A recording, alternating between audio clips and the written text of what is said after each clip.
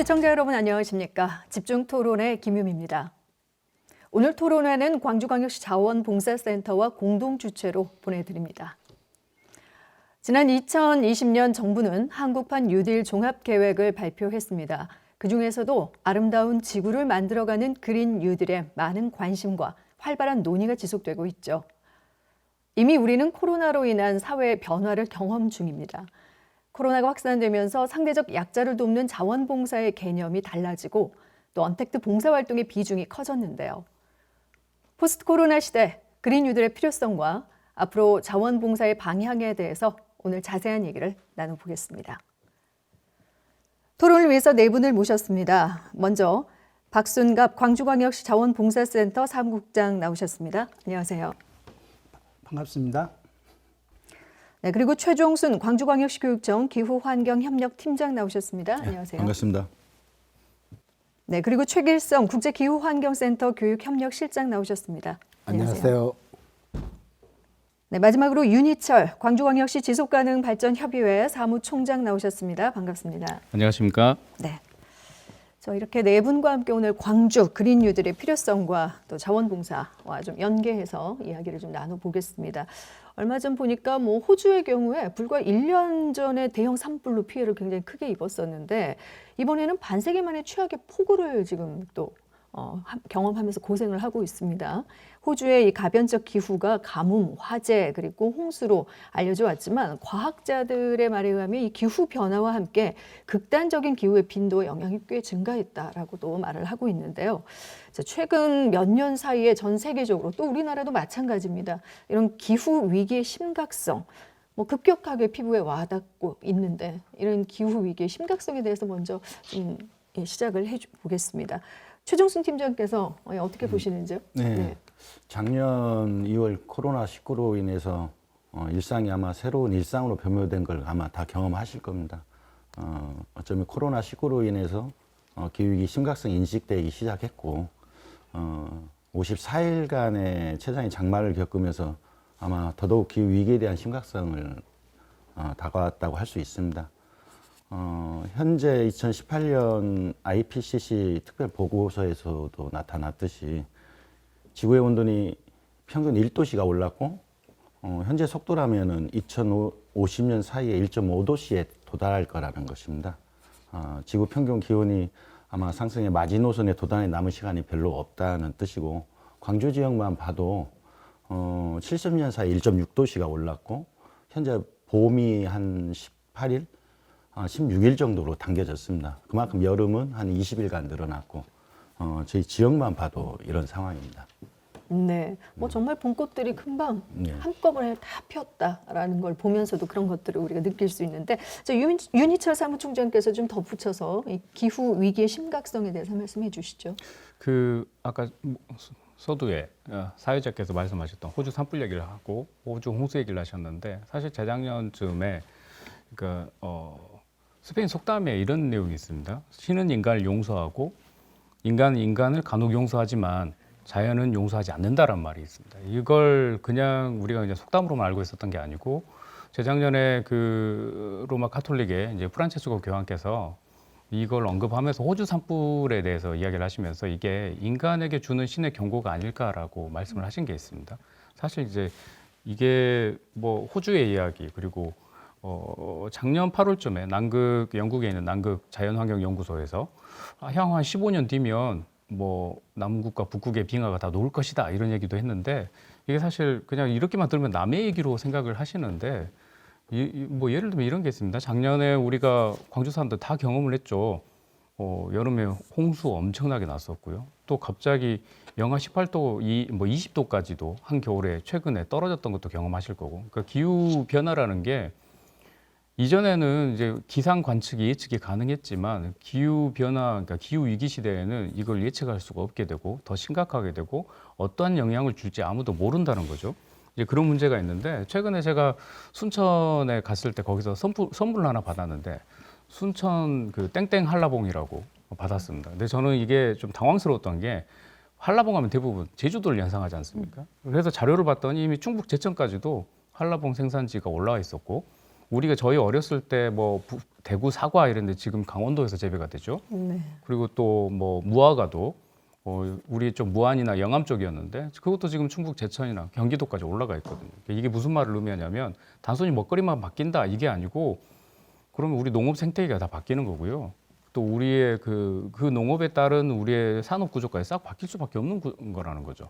이런 지금 우리의 그러니까 그냥 단순히 기상현상으로서의 기후변화가 아니고 이제 우리의 삶의 모든 것을 다 바꿀 수밖에 없는 기후 위기 시대가 되었다 이렇게 말씀드릴 수 있을 것 같습니다. 네, 뭐 아주 우리 일상의 뭐 특산물이나 작물 재배 이런 먹거리 변화까지도 결국에는 기후 변화와 아주 밀접하게 연관이 돼 있기 때문에 말씀해주신 것처럼 뭐 삶에 이제 하나의 이 기후가 크게 영향을 미칠 수밖에 없는 걸 우리가 이제 경험하고 있는데 2050년까지 전 세계 온실가스 배출량을 2010년 대비 40에서 70% 줄여야 한다라는 국제적 기준이 제시됐습니다. 유엔 기후변화 총회가 지난 2010년 멕시코 칸쿤에서 지구 평균 온도 상승을 산업화 이전 대비 2도 정도 줄이는 것을 공동의 목표로 설정한 것에 따른 것인데요. 자, 그러면 우리가 이제 이런 온실가스 감축에 대한 공감 차원에서 왜 이런 것들이 필요한지 꼭 감축을 해야 하는 이유에 대해서 좀 들어보겠습니다. 자, 먼저 최종순 팀장께서 말씀해 주시죠. 네, 그 온실가스는 지구를 둘러싸서 적당한 기온을 유지시켜주는 역할을 하는 기체입니다. 네, 현재 그 양이 너무 많기 때문에 지구 온난화의 원인이 되고 있고 땅에서 복사되는 에너지를 방출하지 못하고 일부를 흡수함으로써 온실 효과를 일으키는 것입니다. 따라서 온실가스의 양이 많아지면 지구의 기후변화 현상이 발생하고 이에 따라 폭염, 열대야, 한파, 황사, 홍수, 태풍 등으로 지구 여기저기가 아픈 곳이 생겨나는 것입니다. 1.5도씨 지구 온난화로 1.5도씨 상승으로 억제해야 된다는 소리는 만약에 2도씨 지구 온난화가 됐을 때는 곤충의 18%, 식물의 16%, 그리고 척추동물의 8% 정도가 지리적 분포 범위의 절반 이상을 잃을 것이라고 전망이 됩니다. 따라서 1.5도씨까지 좀 내려야 그 절반 이상 잃을 걸 또 곤충의 6%, 식물의 8%, 척추동물의 4% 정도까지 낮출 수 있다는 뜻입니다. 그렇기 때문에 1.5도씨 이런 모델 경로에서는 전 지구적인 CO2 순 배출량을 2030년까지는 최소한 45%로 감소하고 2050년까지는 넷제로에 도달하자는 뜻입니다. 네. 뭐 인간뿐 아니라 지구의 모든 네. 생명체들에게 어떻게 보면 환경적 생태, 그러니까 삶의 터전을 이룰 수도 있는 그런 중요한 문제다라고 네. 말씀을 해주셨는데요. 자, 박순갑 사무국장께서도 한 말씀 해주시죠. 네, 온난화 문제의 상징으로 북극곰 이야기가 자주 언급이 되고 있습니다. 지구의 온난화로 해수의 온도가 상승해 얼음은 줄어들고 그에 따라 얼음 위에서 생활하는 물개의 개체수가 줄어들어 생존의 위험을 받고 있습니다. 또한 얼음이 녹아 해수면이 상승하고 북극곰의 익사율이 높아지고 새끼들도 지금 현재 생존율이 낮아지고 있습니다. 인간의 온실가스로 인해 높아진 지구의 해수 온도가 갓 태어난 새끼곰의 생명까지 위협하고 있습니다. 이것은 현재 북극곰의 모습이지만 우리 미래의 모습일 수 있습니다. 현재 지구의 온도가 4도가 오르면은 유럽은 여름에 50도까지 오르고 북극이 녹아 북극곰 같은 생물들이 멸종하게 된다는 보고가 있습니다. 실제 우리나라에서도 15년도에 대구에서 기온이 많이 올라 폭염으로 많은 사망자가 나오는 사례가 있습니다. 이러한 그 원인이 되고 있는 온실가스를 감축해야 미래 세대에게 좋은 지구를 물려줄 수 있게 되는 것입니다. 네, 말씀해 주신 것처럼 2010년 대비 30에서 50%가량 온실가스를 그래서 우리가 줄여야 한다라고 말해 볼 수 있겠는데요. 적극적인 에너지 수요 관리 정책 수립이 그래서 필요해 보입니다. 국내를 비롯해서 광주 지역에 그렇다면 온실가스 배출 현황을 좀 짚어보고 싶은데요.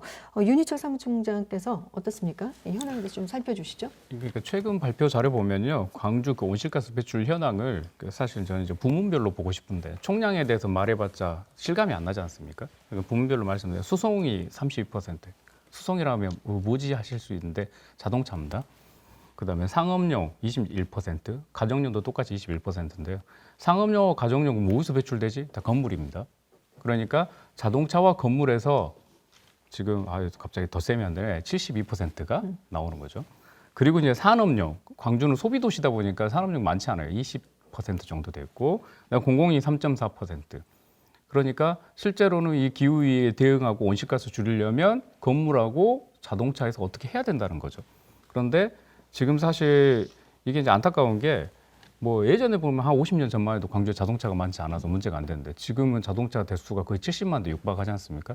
145만이 사는데 자동차 대수가 거의 70만 대다. 이거 상당히 심각한 문제고 또 하나는 뭐가 문제냐면 이제 2030년까지 되면 최근 뭐 PM부터 시작해서 퍼스널 모빌리티 그러니까 요즘 전동 스쿠터 뭐 이런 게 있지 않습니까? 네. 이런 거나 아니면 이제 자동차 대수도 굉장히 늘어날 건데 일설에는 한 100만 대 넘을 것이다라는 얘기도 해요. 그러면 온실가스 배출량은 계속 늘어날 수밖에 없는 구도고 아무리 이걸 전기차로 바꾼다 해도 전기차도 사실 자체는 온실가스 배출은 안 나지만 전기를 생산하는 과정에서 화력발전소나 이렇게 온실가스를 배출하거든요. 그러니까 이것까지 종합적으로 고려한다면 이제 자동차 분야에서 온실가스 배출량이 굉장히 심각한데 이거를 대응하려면 시민들이 차를 대중교통으로 바꾸든지 정말 쉬운 방법인데 그렇게 가야 될 것이고요. 또 하나는 이제 건물 분야인데 이거는 광주의 건축물의 한 90% 이상이 노후 건축물입니다. 노후 건축물이라는 게 뭐 오래돼서 낡았다 이게 아니고 연한이 오래됐고 냉난방 성능이 굉장히 저하되어 있는 상태라서 국가적 차원에서 아니면 지방자치단체 차원에서 이거는 개인 집이임에도 불구하고 이제 리모델링을 해주지 않으면 이거는 여기서 새 나가는 냉난방 에너지로 인한 온실가스 배출량도 어마무시하거든요. 근데 이것까지도 함께 고려한다면 뭐 최근에 지금 뭐 광주가 탄소 중립 선언도 하고 했는데 이 여기에 관련된 구체적인 뭐랄까요 실천의 액션 플랜이 되지 않을까 이런 생각이 듭니다. 네, 건축물과 그리고 수송, 쉽게 얘기하면 자동차, 뭐 이런 이제 우리 삶의 전반이 우리가 살고 있는 곳과 또 이동하는 수단이잖아요. 이런 것들에 대해 전반적으로 에너지 전환이 이제 필요할 때가 아닌가라는 생각이 드는데요. 최종순 팀장께서는 어떻게 생각하시는지요? 네, 윤희철 총장님께서 말씀하셨듯이 온실가스 부분이 자동차나 건축물이 이제 대부분이고요. 2008년 이후 10년 새 아마 100만 톤이 증가된 걸로 알고 있습니다. 이 중에서 분야별 온실가스 배출량 자동차가 1위라고 나와 있고 광주광역시 온실가스 2018년 기준으로는 900만 톤 정도 2013년 이후 증감을 계속 하면서 상승됐고 전년 대비 0.4% 정도 증가가 된 걸로 알고 있습니다. 1인당 온실가스 배출량은 6.2톤으로 전년 대비 한 0.68% 증가됐고요. 온실가스 총 배출량은 에너지 부분이 말씀하신 대로 최대로 나와 있습니다. 네. 뭐 이런 통계 자료들이 사실은 이제 앞으로 에너지 전환에 필요한 근거 자료가 될 수 있는 부분이라서 끊임없이 이런 데이터들도 잘 이렇게 좀 정리가 돼야 하는 부분이 있을 것 같습니다. 지난해 정부는 한국판 뉴딜 종합계획을 발표했는데요. 한국판 뉴딜 종합계획, 디지털 그린 경제로 전환을 준비하는 하나의 뭐 절차라고 보시면 될 것 같습니다. 그렇다면 이 그린 뉴딜 우리가 이제 많이 또 얘기를 하고 있고 우리 토론회에서도 오늘 뭐 그린 뉴딜에 대해서 지금 이런 주제를 가지고 이야기를 하고 있는데 정확하게 그린 뉴딜이 무엇인지에 대한 개념 박승갑 사무국장께서 먼저 좀 설명을 해주시죠. 예, 코로나19로 경험해보지 못한 상황들이 계속 발생하고 있고요. 그리고 이제 세계 경제는 가장 심각한 충격에 지금 빠져 있습니다.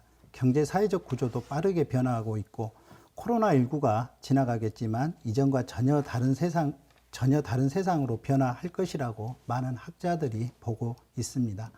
감염병의 발생도 지구 온난화의 원인으로 보고 있고요. 온난화에 대응하기 위해 온실가스 감축과 동시에 사람들이 먹고 살 수 있는 문제, 불평등 문제도 함께 해결해야 된다는 것. 사실 이 두 문제를 해결하는 것은 쉽지 않습니다. 그린 뉴딜이란 기후 위기를 대응하면서도 불평등을 완화시켜 사회 안전망을 구축하고 그 과정에서 산업을 탈탄소 산업 구조로 전환시킴으로써 온실가스를 줄이는 것을 바라는 것입니다. 네. 기후 위기를 이제 대응하면서도 그 불평등을 해소하면서 사회 안전망을 구축하면서 또 산업에까지도 이런 것들을 적용해서 전반적으로 그러니까 전체가 이렇게 뭔가 변화를 해야 하는 부분이 있네요. 조금 덧붙여서 최길성 실장께서도 그린 뉴딜의 개념에 대해서 이야기를 좀 해주시죠. 그 그린은 지금 이제 전 지구상에 닥친 기후 위기 그리고 그것을 막기 위해서는 탄소 중립 사회로 가기 위한 전환이 에너지 전환이 필요한 거고요. 그게 이제 그린이 있고요. 뉴딜은 코로나19 이후로 경기 침체가 상당히 심각해졌습니다. 이것을 회복하기 위한 어떤 정책이고요. 그래서 그린 뉴딜은 한마디로 표현하자면 기후 위기에 선제적으로 대응하고 인간과 자연이 공존하는 미래를 구현하기 위해서 지금 뭐 탄소 중립 사회로 가야 된다라는 것. 그리고 지금 저희들의 경제나 사회 구조를 탈탄소 사회로 전환해야 되는 그러한 정책들을 의미하는 것 같습니다. 네. 그린과 그 뉴딜의 방향성에 대해서 각각 뭐 설명을 해주셨습니다. 탄소 중립 사회로 가기 위한 그린과 뭐 경기 침체를 이제 좀 해소하기 위한 어떤 뉴딜이 합쳐져서 종합적인 어떤 우리 국가의 방향성, 뭐 앞으로의 뭐 목표, 방향성의 전환을 우리가 이제 그린 뉴딜로 설명을 하고 있는데 이 그린 뉴딜 추진 방안이 정말 다각도에서 지금 그 논의가 되고 있어요. 구체적으로 정부에서 추진하는 그린 뉴딜 추진 방향과 함께 광주시에서는 그렇다면 이 그린 뉴딜 추진 방향을 어떻게 잡고 있는지도 궁금합니다. 최종순 팀장께서 먼저 좀 설명을 해주시죠. 작년 7월 6일 이제 탄소 중립 사회를 향한 그린 뉴딜 계획이 발표됐었습니다. 14일에는 한국판 뉴딜 종합계획 2단으로 마련됐고, 코로나19로 인한 이제 경제 위기와 함께 코로나19를 불러온 기후 환경 위기를 동시에 극복하자는 전략입니다. 도시 공간 등 생활 환경은 녹색으로 전환을 하고, 기후 위기 대응을 위한 안전망을 공고히 하고, 저탄소 분산형 에너지를 확산해 저탄소 사회로 전환을 가속화하자는 것이 이제 정부의 큰 이제 방향이고요. 이에 따라서 이제 크게 3대 분야 8개 추진 과제가 있습니다. 이제 크게 3대 분야는 도시 공간 생활 인프라 녹색 전환과 저탄소 분산형 에너지 확산, 녹색 산업 혁신 생태계 구축입니다. 이런 방향에 따라서 이제 국가가 2025년까지 총 73조 원 정도 투자하고 65만 9천 개 일자리 창출한다는 방향입니다. 광주는 2045 탄소 중립 도시, 탄소 중립 에너지 자립 도시 실현을 위한 광주행 AI 그린 뉴딜을 본격 추진했고요. 2월 25일 날 민간 건버넌스인 탄소 중립 도시 추진위원회가 출범됐습니다. 광주도 녹색 전환 도시, 기후 안심 도시, 녹색 산업 도시 조성을 3대 전략으로 삼았고 8개 핵심 과제 62개 사업에 아마 12, 3,400억 정도와 함께 별도 민자 사업이 투자되는 걸로 알고 있습니다. 네, 그 정부가 이제 그린 뉴딜 추진을 하는데 뭐 각 지자체들이 열심히 이제 따라서 이런 방향성을 갖고 할 텐데 특히 광주시가 이런 차별화된 부분들을 가지고 선제적으로 이 그린 뉴딜 추진 방향에 대해서 방금 말씀해 주신 대로 열심히 하고 있다라는 말씀해 주셨는데요. 여기에 덧붙여서 박순갑 사무국장께서도 광주시에서 특히 그린 뉴딜 추진 방향에 대해서 어떤 식으로 노력을 하고 있는지 한 말씀 덧붙여 주시죠. 네, 광주는 다른 도시보다 5년 앞서 2045 탄소 중립 에너지 자립 도시로 전환 선언 목표를 달성하기 위한 녹색 전환 도시, 녹색 산업 도시, 기후 안심 도시의 3대 전략을 제시하고 있습니다. 그리고 2045 탄소 중립 추진위원회 등 시민 중심의 이행 체계와 2045년까지 823만 톤의 온실가스 감축을 계획하고 있습니다. 이러한 감축 대책을 위해서는 시민들의 관심과 그리고 자발적인 참여를 이끌어내야 될 것입니다. 네, 특히 시민과 함께 5년 더 먼저 하겠다라는 거죠. 2045년까지 탄소 중립 추진위원회가 이제 구성이 됐군요. 자, 이렇게 지금까지 이제 기후가 정말 위기를 맞고 있고 이 심각성에 대해서 말씀을 해주셨고, 특히 왜 우리가 그린 뉴딜을 하고자 하는지 그 필요성에 대해서, 또 그린 뉴딜 정책에 대해서 광주시가 어떤 일들을 하고 있는 것까지 쭉 논의를 좀 해봤는데요. 그렇다면 오늘 그 패널 분들께서 이 그린 뉴딜과 좀 전에 이제 사무국장께서 시민들이 좀 자발적으로 참여하는 방식을 말씀해 주셨기 때문에 시민들이 함께 할 수 있고 또 자원봉사를 통해서 이런 것들을 함께 할 수 있는 방법에 대해서 좀 고민을 하고 그 방안을 좀 강구해야 한다라는 목소리가 있기 때문에 먼저 거기에 대해서 그 필요성, 그 이유에 대해서 먼저 좀 이야기를 듣고 싶습니다. 최길성 실장께서는 어떻게 생각하시는지요? 한국 정부가 한국형 뉴딜 정책을 발표했는데 거기에 이제 3대 축이 있습니다. 하나가 디지털 뉴딜, 그다음에 그린 뉴딜, 그리고 이제 사회 안전망 강화라는 거거든요. 그러니까 이런 뉴딜 정책을 시행하면서 가장 우리가 간과하지 않아야 될 부분이 정의로운 전환입니다. 그러니까 이러한 정책에서 소외되는 여러 가지 계층도 있을 거고 산업 구조도 있을 건데 그 소외 계층에 대한 부분들, 그러한 부분들은 이 자원봉사와 연계해서 해결할 수 있는 부분이라고 생각을 합니다. 그 1990년에 시카고에 폭염이 있었고요. 또 4년 뒤에 시카고에 폭염이 발생했거든요. 근데 90년 폭염에서는 약 700명이 사망을 했습니다. 그리고 이제 4년 뒤에 폭염에서는 110명으로 줄었는데 그 준 이유가 90년 폭염에 대비해서 그 시카고 정부가 폭염에 대한 행동 매뉴얼을 발간했다라는 거죠. 그리고 이러한 것들을 그 지역의 네트워크를 통해 가지고 이런 부분을 감소했다라는 거고요. 1990년 폭염의 또 하나의 특징이 하나가 있는데요. 북부 지역하고 남부 지역하고 그 지역에 거주하는 대부분의 노인층, 그다음에 빈곤율 이런 게 비슷합니다. 거의 비슷한데 딱 하나 다른 게 있다면 북부 지역은 범죄율이나 마약률이 굉장히 높았던 지역이거든요. 그러다 보니까 거기에 거주하셨던 노인분들이 범죄가 무서워서 밖으로 나오지 않는 집에서만 있다가 이 폭염에 당해가지고 사망률이 그만큼 높았거든요. 남부 지역에 비해서 한 4배 정도, 그러니까 뭐 한 40배 정도, 4명이었는데 한 40명 정도가 10만 명당 발생했으니까요. 그래서 이제 결국은 이러한 것들을 봤을 때는 이렇게 소외된 계층에 대한 지역 네트워크가 연결돼야 되는 것들이 필요한 것 같습니다. 이제 가장 좋은 게 지금 자원봉사 기관이 가지고 있는 이 지역 네트워크들, 그리고 이러한 것들이 공적으로 잘 해결된다면 이렇게 사회 소외계층에 대한 해결 부분도 있을 것 같습니다. 네.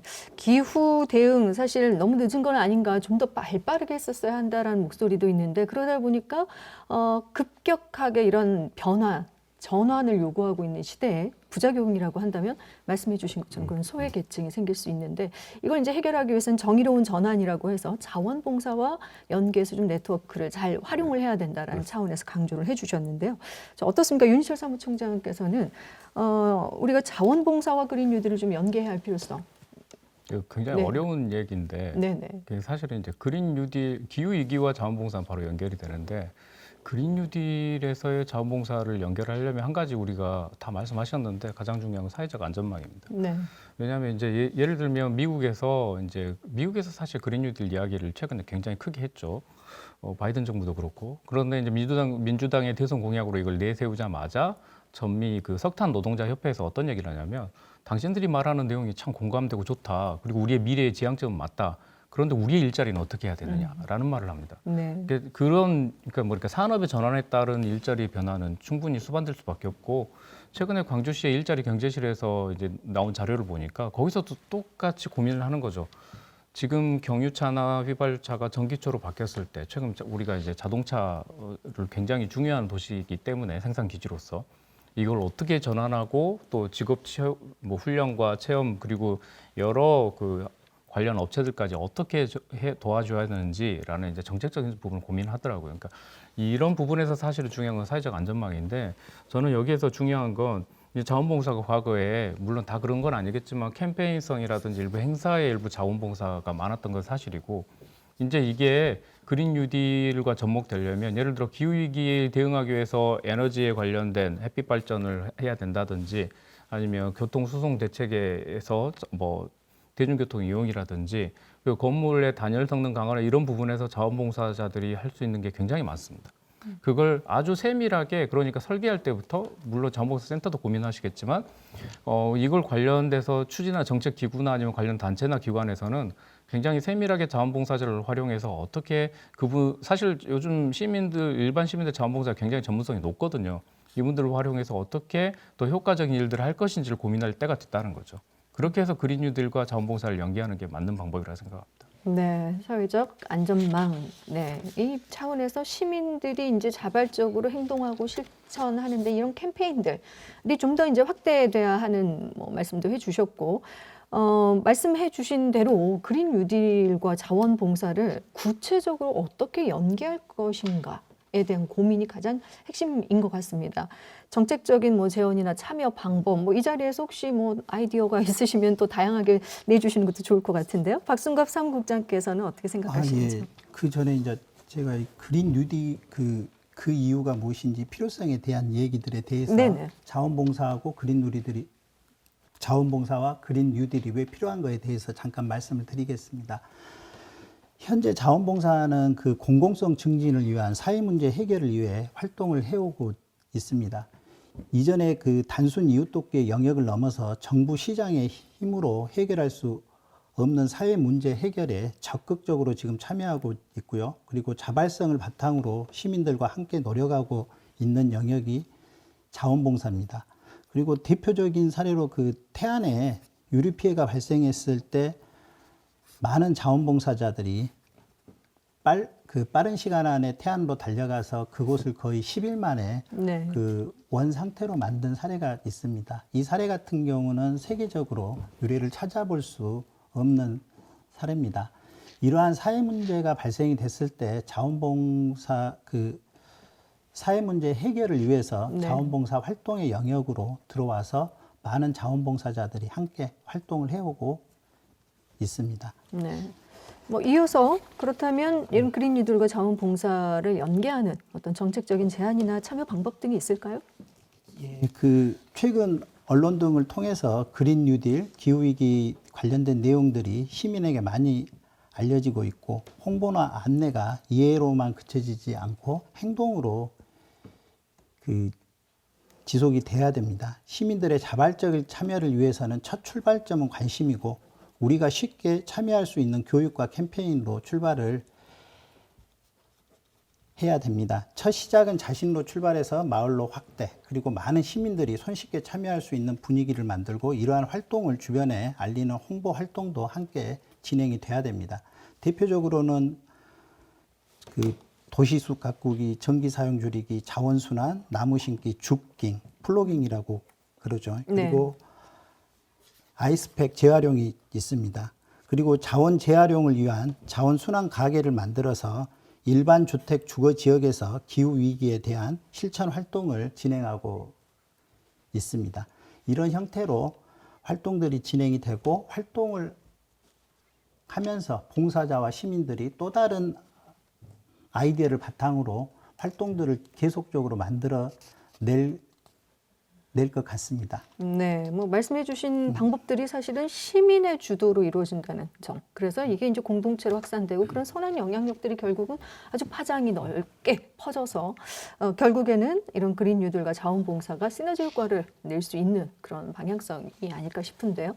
자, 최길성 실장께서는 어떻게 보고 계시나요? 강주형 그린 뉴딜 정책 중에 이제 가장 뭐 8개 과제 중에 첫 번째로 내세운 게 시민 주도형 거버넌스거든요. 네. 그러니까 그린 뉴딜을 정책을 실행하면서 시민들이 함께 참여한다라는 게 굉장히 중요한 것 같습니다. 이 참여 과정에서 자원봉사하고 어떻게 연결시킬 건가. 지금 여러 그 기관이나 단체에서 이제 고민하고 있는 숙제인 것 같기도 하고요. 제가 봤을 때는 우선 이런 참여하는 자원봉사자들에게 무엇보다도 이런 교육들을 통해서 인식의 새로운 출발점이 돼야 되는 거고요. 이러한 인식을 통해서 자원봉사자가 하는 그 활동 등이 조금은 이제 변해야 되는 것들도 좀 필요한 것 같거든요. 그리고 이제 이러한 활동들이 자원봉사 기관으로서만의 활동이 아니라 사회 전반적인 여러 기관들, 관련 기관들과의 네트워크를 통해서 이러한 구조들이 조금 확산됐으면 좋겠습니다. 자원봉사라는 게 이제 선한 영향력이라는 게 굉장히 중요한 거고요. 그 다음에 우리가 여기서 사회자께서도 말씀하셨던 것처럼 정의로운 전환, 이러한 것들이 중요한 부분들이기 때문에 이 두 개를 놓치지 않고 자원봉사가 연계돼서 갈 수 있는 방안들을 우리가 고민해야 될 것 같습니다. 네. 정말 시민 주도로 이렇게 바람직하게 모든 것들이 바뀔 수 있다라면 얼마나 좋겠습니까만은 변화라는 것도 마찬가지고 삶의 방식을 바꾸는 건 정말 쉽지 않은 일인 것 같습니다. 뭐 일례로 이제 많은 시민분들이 요즘은 음식물 쓰레기라든지 재활용 뭐 일회용품 줄이기 이런 것들을 스스로 이제 많이 동참하는 분위기가 됐거든요. 물론 시간이 좀 걸리긴 했습니다만 지구를 살리는 일에 나도 일조하고 있다라는 어떤 인식들도 과거보다는 많이 생긴 것 같습니다. 이런 이제 삶의 방식의 변화가 정말 필요한데 당장 바꾸라고 했을 때 그 시민분들은 좀 거부 반응도 있을 수 있어요. 뭐 이런 부분 차원에서 우리가 해야 할 필요성은 느끼지만 실제로 실천하기까지 어떤 부분들이 중요할지 윤희철 사무총장께서는 어떻게 보시는지요? 그 사회자께서 말씀하시는 중국발 쓰레기 대란이 일어난 이후부터 사실 이제 자원순환에 관련된 그 쓰레기 분리수거나 이런 게 굉장히 철저하게 됐죠, 사람들이. 네. 또 코로나19 상황이 터지면서 더 인식이 더 높아졌지 않습니까?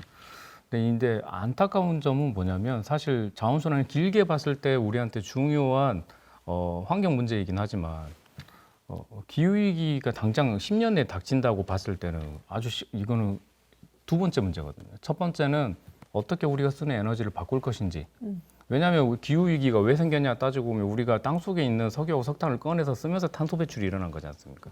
근데 이걸 우리가 간과해버리니까 이걸 좀 바꾸는 방법이 필요한데 뭐 제가 안타까운 점은 뭐냐면 광주가 전국에서 정말 열심히 2007년부터 기후위기 대응을 하자고 노력을 해왔고 정책적인 부분은 전국에서 벤치마킹을 해오고 있습니다. 그 정도 열심히 하고 있는데 반면에 온실가스 배출량은 꾸준히 상승을 해왔죠. 최근에 이제 코로나 때문에 좀 줄어들긴 했지만 근데 그렇다고 해서 이게 전 세계적 추세를 보면 온실가스가 딱 2번 줄었는데 배출량이 왜 언제 줄었냐? IMF 때 하고요. 네. 세계 금융위기 때. 그러니까 경기가 침체되면 공장이 안 돌아가니까 그건 당연한 거거든요. 근데 광주로 따지고 보면 사실상 큰 변화는 없습니다. 왜냐하면 광주가 뭐 산업화 도시는 아니기 때문에. 네. 아까 말씀드렸다시피 교통 부분하고 건물 부분이 가장 큰 문제가 되는데 저는 이게 이제 에너지 부분하고 관련되는데 이제 제일 안타까운 부분이고 우리가 좀 고민해야 될 부분이 광주시가 2045년 에너지 자립 도시를 하겠다라고 선언한 부분은 에너지 자립을 위해서 다양한 에너지원을 만들겠다도 있지만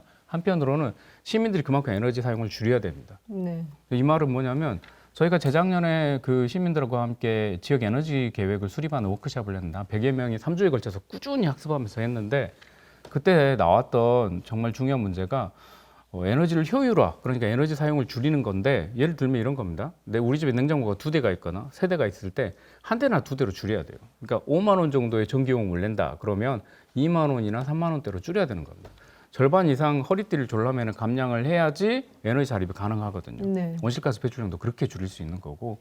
근데 우리는 똑같이 누리는 것은 똑같이 누려가면서 앞으로도 좋은 과학기술로 인해서 이렇게 될 것이다라고 오해들 많이 하시는데 이게 정책은 정책대로 그러니까 재생 에너지원을 확보하는데 최선을 다하고 교통 정책도 당연히 대중교통 중심으로 수립하는 건 맞지만 다른 하나 시민들은 그만큼 또 어찌 보면 피해를 감수해야 되는 상황이기 때문에 여기에 관련된 시민들의 합의가 당연히 필요한 거고 시민들도 단순히 그냥 좋은 일이니까 동참할 게가 아니고 내가 정말 전력 투구를 해서 이걸 뭔가를 바꿔야 돼라는 마음가짐이 않으면 우리 광주의 에너지 자립이라든지 탄소 중립은 사실상 쉽지 않다라고 합니다. 탄소 중립이 얼마나 어렵냐라고 대부분 뭐 이거 전문가들이 하나같이 하는 말이 정말 모래사장에서 바늘 찾는 그 해결책을 찾는 것과 똑같은 상황이다. 네. 아니면 뭐 성경에 있듯이 바늘기에 뭐 낙타가 들어갈 수 있다 이런 표현들도 있잖아요. 그 정도로 어렵다라고들 다들 얘기를 하세요. 근데 그게 가능해지려면 그만큼의 고민과 새로운 획기적인 방안도 필요하지만 우리의 그러니까 시민들의 합의와 수용성이 무엇보다도 중요하다. 그 말씀 꼭 드리고 싶습니다. 네.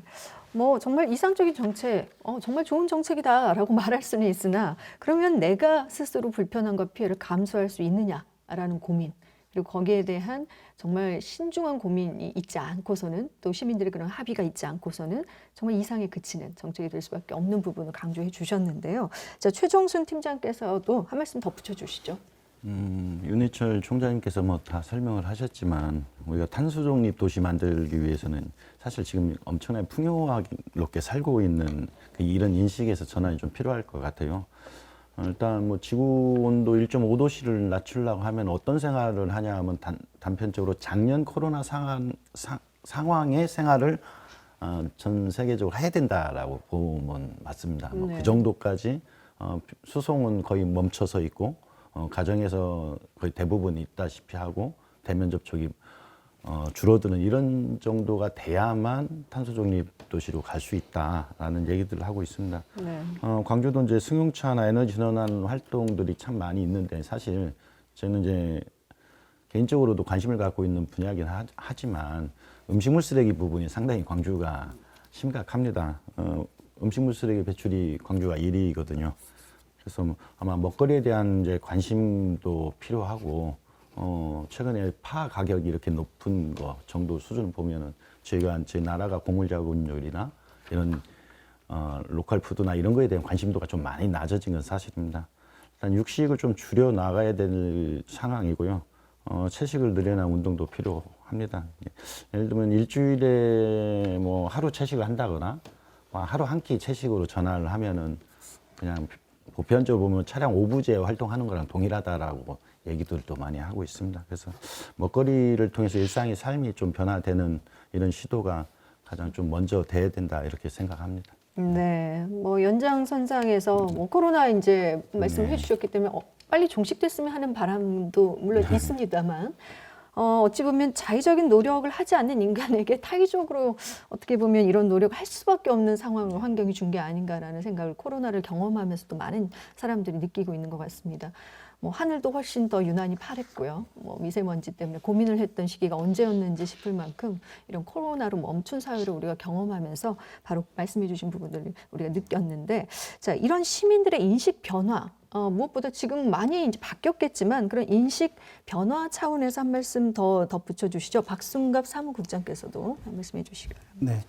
기업들이 친환경에 동참하면서 온실가스를 줄이는 데 많은 기여를 했습니다. 그리고 더불어 석탄 발전소를 줄이는 것과 전기 자동차의 사용 등도 온실가스를 줄이는 큰 역할을 했습니다. 전기차 보조금 정책으로 많은 효과를 보았고요. 그리고 제도와 정책이 중요하지만 시민들이 주도성을 갖고 자발적 참여를 통해 참여한다는 것은 매우 중요한 상황입니다. 이 활동은 현재뿐 아니라 지속성을 가지고 계속적으로 이어져야 되는 것이기 때문입니다. 코로나19의 확산을 억제하는 것도 정부의 강력한 규제 결과일 수도 있지만 시민들이 방역과 대응 억제의 주체로서 자발적 참여를 했기에 가능했습니다. 인식의 변화, 일상의 변화를 위해서는 불편이 따르게 되고 불편을 우리의 일상으로 받아들이는 노력이 필요합니다. 예를 들어서 이전에 그 커피숍을 갔을 때 일회용 종이컵이라든지 일회용 용품에 담아 주었지만은 저희들이 이런 일상의 변화를 하려면은 텀블러를 가지고 가서 커피를 받아서 마셔야 되는 상황이 있습니다. 이러한 불편한 상황들도 함께 많은 사람들과 함께 참여가 된다면은 또한 재미를 느끼고 지속적으로 연결이 될 수 있을 거라고 생각이 됩니다. 그리고 함께하는 일상의 변화는 우리에게 연대감을 높이고 호기심과 흥미를 불러서 더 큰 참여와 시너지를 만들어낼 수 있습니다. 그리고 자원봉사센터에서는 기후위기 극복을 위해 전국의 246개 자원봉사센터, 광주광역시 시구 자원봉사센터에서 다양한 활동들을 진행하고 있습니다. 네, 그렇군요. 사실 뭐 우리가 이런 노력들은 항상 조금 시간차는 있는 것 같습니다. 물론 지금의 이런 위기도 이전 세대들 우리가 이제 발전을 쫓아서 무극에 개발을 했던 그런 것들의 어떤 영향이라면 지금 우리가 코로나를 경험하면서 하는 이런 노력들은 또 이 다음 세대를 위한 어떤 결과가 되지 않을까 싶은데요. 그런 차원에서 윤희철 사무총장께서도 시민 인식 변화를 위한 노력 그리고 지금 우리가 이제 해야 할 것들이 무엇인지 뭐 연구든 문화든 여러 가지 다방면의 변화들에 대해서 한 말씀 해주시죠. 방금 박순갑 국장님께서 굉장히 긍정적 얘기해 주셨는데 저는 사실 좀 불안합니다. 이 상황이. 왜냐하면 아까 말씀드렸다시피 우리가 온실가스 배출을 줄였던 경험이 2번밖에 없지 않습니까? 그것도 다 경제 상황이었죠. 지금 코로나19도 똑같은 상황으로 온실가스가 줄었죠. 근데 동일하게 그 IMF와 세계 금융위기가 끝난 다음에 온실가스 배출량이 대폭 늘었습니다. 네. 그러니까 그동안 이렇게 속된 말로 돈 못 벌었던 거 더 벌려고 더 파괴를 해버린 거죠. 네. 그런 똑같은 상황이 벌어지지 않을까 굉장히 두렵습니다. 지금 상황이. 그러니까 우리가 살면서 배출하는 온실가스를 그냥 전 세계를 놓고 봤을 때 그냥 편하게 그냥 분류를 해보면 무언가를 만드는 것에서 31%가 나오는데 그 시멘트, 철, 플라스틱이고요. 그다음에 전기에서 27%, 무언가를 기르는 것, 식물, 동물에서 19%, 그러니까 이동하는 것, 뭐 비행기, 트럭, 화물선 16%, 그다음에 시원하게 하는 거, 냉난방 설비 말이죠. 냉장고 포함해서 7% 이렇게 따지고 보면 사실 우리가 지금 온실가스를 줄이기 위해서 했던 게 아니고 코로나 때문에 발전이 그러니까 성장이 늦어진 거죠.